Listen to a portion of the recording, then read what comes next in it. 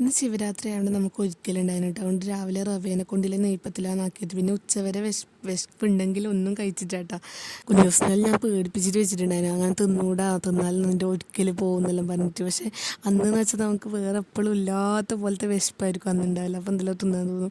അങ്ങനെ ഉച്ചക്ക് ഇലയെല്ലാം മുറിച്ചിട്ട് നമ്മൾ സാമ്പാറും അച്ചാറും കച്ചമ്പറും കോവക്ക വറവും പിന്നെ പപ്പടം വന്നിട്ടുണ്ടായത്. അങ്ങനെ ഞാൻ എല്ലാത്തിനും ഇത്തിരി ഇത്തിരി എടുത്തിട്ട് ഒരു ഉരുളിയാക്കിയിട്ട് ആദ്യം മാറ്റി വെച്ചു, എന്നിട്ട് ചോറെല്ലാം കഴിച്ചു കേട്ടോ.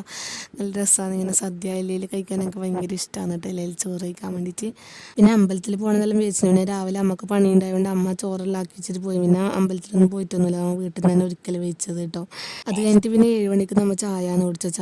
വെള്ളച്ചായയും പഴംപൊരിയാണ് കേട്ടോ ആക്കിയത്. അങ്ങനെ ചായ കുടിച്ചതിന് രാത്രിയും പിന്നെ അരിയാഹാരമൊന്നും കഴിച്ചുവിടല്ലോ. അപ്പോൾ ഇതാണ് ഇന്നത്തെ വാട്ട ഈറ്റിൻ്റെ ഡേ എന്ന് പറയുന്നത്. അധികം സാധനങ്ങളൊന്നും തിന്നിട്ട് വ്രതമായതുകൊണ്ട് ഒരിക്കലായതുകൊണ്ട്. അപ്പോൾ ഇന്നത്തെ വീഡിയോ ഇത്രയുള്ള വീഡിയോ ഇഷ്ടം ലൈക്ക് ചെയ്യുക, ഷെയർ ചെയ്യുക, കമൻറ്റ് ചെയ്യുക, ചാനൽ സബ്സ്ക്രൈബ്